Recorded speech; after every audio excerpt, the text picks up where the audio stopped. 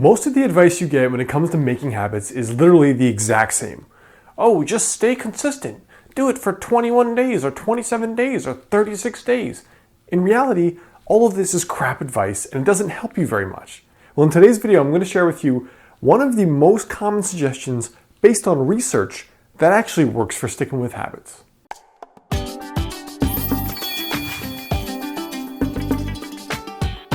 What's up guys, it is Alex Hine over at modernhealthmonk.com. So what is this piece of research I'm talking about here?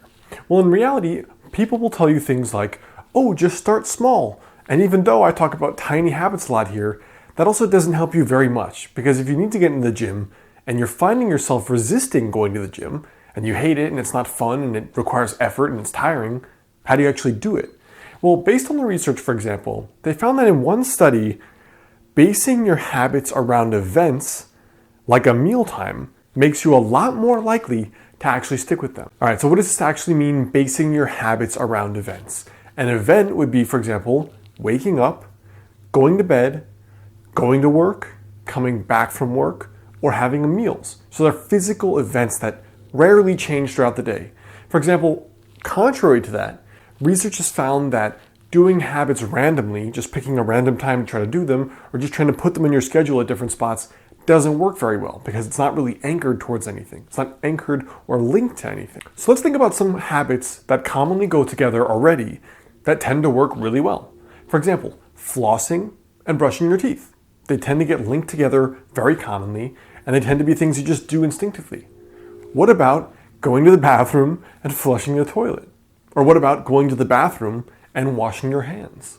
Or what about getting in your car, turning it on, and then putting in your seatbelt? These all tend to link together, which is why they're so easy to maintain these kinds of habits. So let's talk about your tiny habits for today. The first thing is I want you to try the +1 principle. All it means is you're linking eating a healthy food on top of what you've already eaten. So I heard this story years ago about a guy that had a hard time eating more vegetables because he hated vegetables. He didn't know when to naturally put them into meals. So what he did was, instead of eating less of something he liked, instead he just added vegetables to what he already liked. So he could still have his steak, he just had to eat vegetables with it.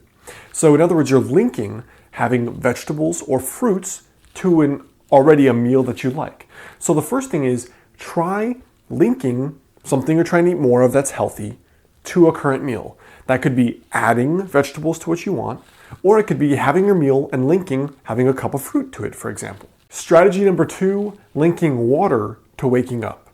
So like I said, using events is by far the best way to actually link habits together and make them practice rather than theory.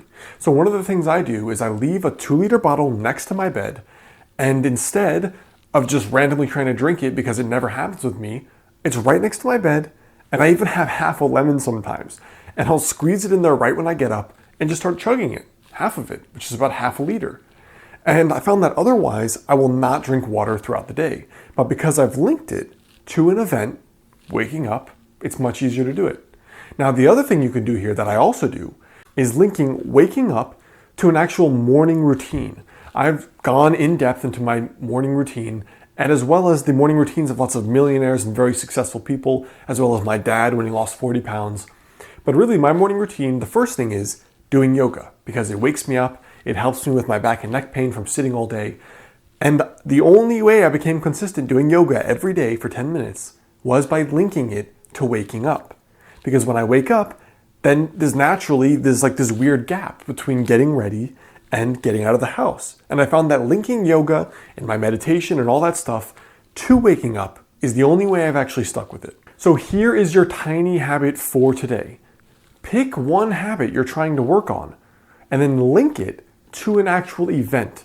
I would suggest either waking up, going to bed, or any meal, breakfast, lunch, or dinner. Probably breakfast or dinner because you're already home, and that makes it easier to link it to habits you have to do at home. But that is your tiny habit for today. And I want you to share with me below what your habit is, but more importantly, what are you going to link it to make it stick? So I hope that helps. Click the monk dude right there to subscribe to get the next video when it's out. Come visit me over at modernhealthmonk.com. Enter your email to get that guide, 5 daily habits to help you lose your next 10 pounds. And if you like this kind of tiny habits gospel, as I call it, check out my book on Amazon, Master the Day. If you get the book and send me your receipt to alexander@modernhealthmonk.com, I'll send you a 2-hour bonus video course for free. All right? So go do that, subscribe, comment below, and I'll catch you in the next time.